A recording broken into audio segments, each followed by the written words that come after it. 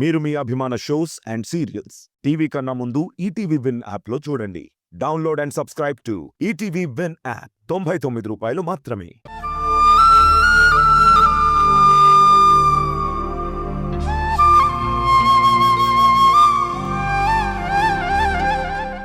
ఇప్పటికీ అడపా దడపా ఎదురై ఇబ్బంది పెడుతుందే కాని మనసు మార్చుకుని మంచిగా కలిసిమెలిసి ఉందామన్న ఆలోచనే లేదు.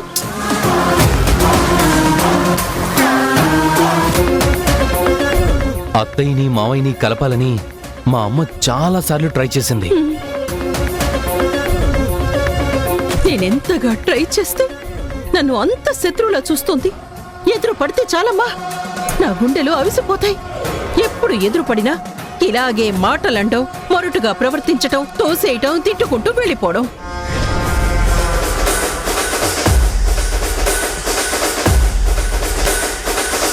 నా సంగతి వదిలేయమ్మా. చూడు, సొంత కూతురని కూడా చూడకుండా మధుని నడి రోడ్డు మీద ఎలా కొట్టడానికి చెయ్యెత్తిందో. తన మాట తన ఇష్టాన్ని కాదనుకున్నా ఇలాగే విరుచుకుపడుతుంది. ఎవ్వరి గురించి ఆలోచించదు. తన సుఖం, తన సంతోషం మాత్రమే కావాలి. జనని గారు మరీ వీరు చెప్పినటువంటి వ్యక్త అలా అనిపించరే, చాలా మంచిగా కనిపిస్తారే. అలా కనిపించే మా కొంప ముంచిందమ్మా. మా మావయ్య మంచితనాన్ని లీనియన్స్ గా తీసుకుంది ధరణి.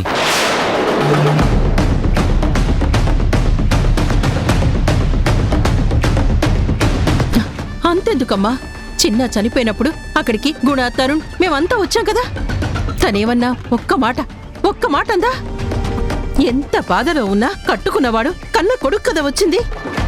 వేరే ఎవరైనా అయితే అలా ఉంటారా? గుండె ధైర్యం చాలా ఉందమ్మా ఆవిడికి. మనుషులు పైకి కనిపించినట్టు లోపల ఉండరమ్మా. మీరు చిన్న పిల్లలు. నా అనుభవంతో చెప్తున్నా, ఎవ్వరితోనైనా మీరు కాస్త చాలా జాగ్రత్తగా ఉండటం మంచిది. అవును, చిన్న చనిపోయినప్పుడు నిన్ను జనని ఇంటి దగ్గర చూశాను. తనకి బాగా తెలుసా? మీ ఇద్దరి మధ్య చాలా కాలం నుంచి పరిచయం ఉందా? లేదండి, ఈ మధ్య పరిచయం. 2-3 సార్లు కలిసాం, మాట్లాడుకున్నాం, అంతే. చూడమ్మా, నేనేదో చెప్తున్నానని నువ్వు తప్పుగా అనుకోకు. పెద్దదాన్ని, నువ్వు చిన్నపిల్లవి కాబట్టి చెప్తున్నాను. తను చాలా స్వార్థపరురాలు. ఇలా వేరే వాళ్ల గురించి చెప్పకూడదు, కానీ నిన్ను చూస్తే పొట్టి అమాయకురాల్లా ఉన్నావు. చెప్పక తప్పడం లేదు. అది మనుషులు కలిసిమెలిసి ఉంటే చూస్తూ ఊరుకోలేదు. మనుషుల్ని దూరం చేస్తుంది, మనసుల్ని విరిచేస్తుంది. అంతెందుకు, తన భర్తతో విడిపోతే విడిపోవచ్చు, కానీ మధు చిన్నాలని వాళ్ళ నాన్న దగ్గర లేకుండా దూరం చేసింది. కేవలం తన స్వార్థం కోసమే.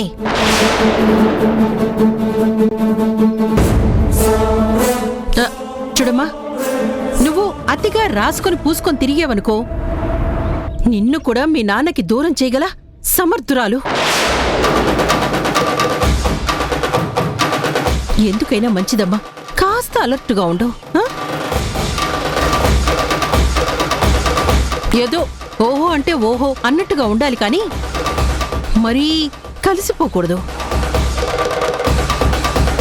ఎంత డిస్టెన్స్ మెయింటైన్ చేస్తే అంత సేఫ్ జోన్లో ఉంటావు.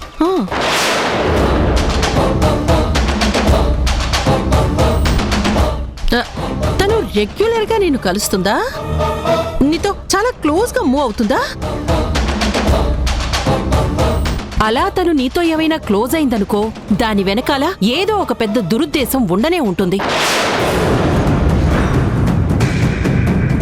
మేల్కొమ్మా, నీ బాగు కోసమే చెప్తున్నాను.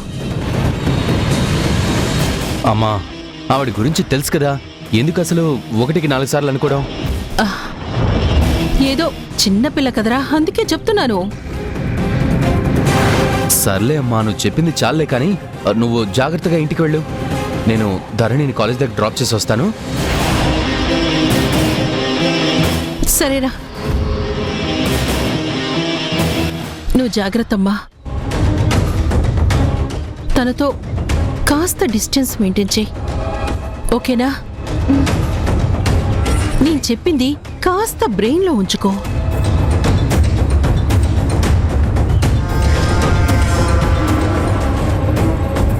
ధరణి, మనం బయలుదేరదామా?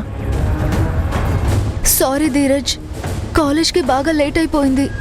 నేను వెళ్ళేసరికి క్లాసెస్ కూడా అయిపోతాయి. నువ్వేం అనుకోకపోతే నన్ను ఇంటి దగ్గర డ్రాప్ చేస్తావా? ఆ, ఆ, పద, వెళ్ళొస్తాను మమ్మీ. నువ్వు జాగ్రత్త. రా ధరణి. వెళ్ళు. జాగ్రత్త. నువ్వు జాగ్రత్త తల్లి, జాగ్రత్తగా తీసుకెళ్ళరా.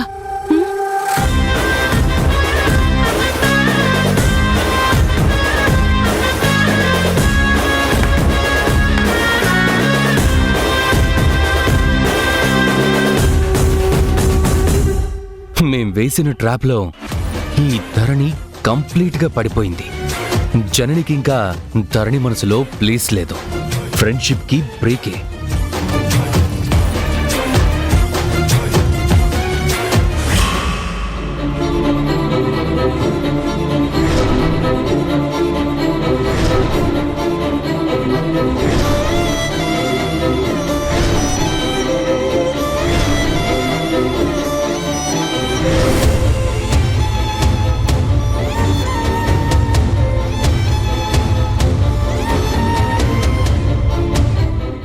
మధు,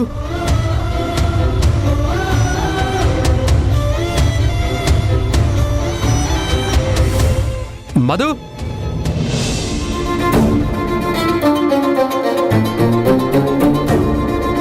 హే మధు, మధు నిన్నే. మధు, ఏంటి మధు, ఇందాక నుంచి పిలుస్తుంటే కూడా వెళ్ళిపోతున్నావు?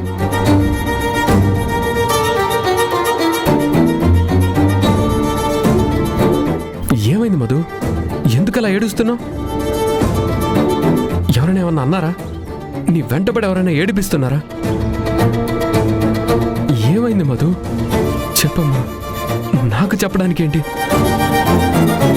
ఏడుపు మానేసి ముందు ఏం జరిగిందో చెప్పు మధు. ఏం చెప్పాలి? అమ్మ రోజు రోజుకి సాడిస్ట్ లా బిహేవ్ చేస్తుంది. ఏం మాట్లాడినా చాలా సీరియస్ అవుతుంది. మేము అడిగితే మౌనంగా ఉంటుంది. తరచి తరచి అడిగితే కోపం వస్తుంది. చివరికి నన్ను కొట్టడానికి చెయ్యెత్తింది తెలుసా? అమలా చేయడం నాకు బాధగా ఉంది. ఎందుకంత మూర్ఖంగా పిచ్చి దానిలా బిహేవ్ చేస్తుందో అర్థం కావడం లేదు. అమ్మ నిన్ను కొట్టడానికి చెయ్యెత్తిందా? అసలు అమ్మ అలా చేయదే. మీరంటే ప్రాణం కదే, ఎందుకలా ప్రవర్తిస్తుంది? అది అర్థం కాకే తల బాదుకుంటున్నాను. నీకు మా మధ్య ఏం జరుగుతుందో తెలియంది కాదు కదా. ఏమన్నా అంటే నేను అడిగేదొకటే, మా నాన్న గురించి. నేనెంత అడిగితే అంత మొండికేస్తుంది. గట్టిగా అడిగితే కోపం వస్తుంది. చివరికి నా మీద పట్టరాని కోపంతో చెయ్యెత్తింది. రోజు రోజుకి కోపం పెరుగుతుంది కానీ తగ్గడం లేదు. పైగా కంట్రోల్ తప్పి బిహేవ్ చేస్తుంది. మధు, అలా అనుకోకే. తనేదో అంతు చిక్కని సమస్యలో చిక్కుకొని చికాకు పడుతున్నట్టుంది. ఎవరికి చెప్పుకోలేక తనలో తాను మదన పడుతుంది. లేదు, అమ్మకి నా మీద కోపం ఉంది, పెరుగుతుంది. ఛ, అలా మాట్లాడకు మధు. నీ మీద అమ్మకి అస్సలు కోపం రాదు. తనే బయటికి చెప్పుకోలేక తనలో తాను దాచుకోలేక చాలా ఇబ్బంది పడుతుందని నాకు అనిపిస్తుంది. అమ్మ మనసులో ఏదో పెద్ద రహస్యం ఉందే, అది చెప్పడానికి భయపడుతుంది. ఆ భయం వెనక కారణమేంటో నాకు అర్థం కావట్లేదు. అసలు ఆమె దాస్తున్న నిజమేంటో మనకి తెలియదు కదా మధు. అమ్మని నువ్వు తప్పుగా అనుకోకు మధు. అమ్మ బాధని అర్థం చేసుకునే ప్రయత్నం చేయి. కాస్త 4 రోజులు ఓపికగా ఉండు మధు. అంతేలే, నువ్వు నాకెందుకు సపోర్ట్ చేస్తావు? నువ్వు నా అన్నేవి కాదు కదా. నువ్వు అమ్మ కొడుకువి కదా, అమ్మకే సపోర్ట్ చేస్తావు. నా తరపున ఎందుకు మాట్లాడతావు? మీరు అంతా ఒక పార్టీ. నేనే కదా ఒంటరి దాన్ని.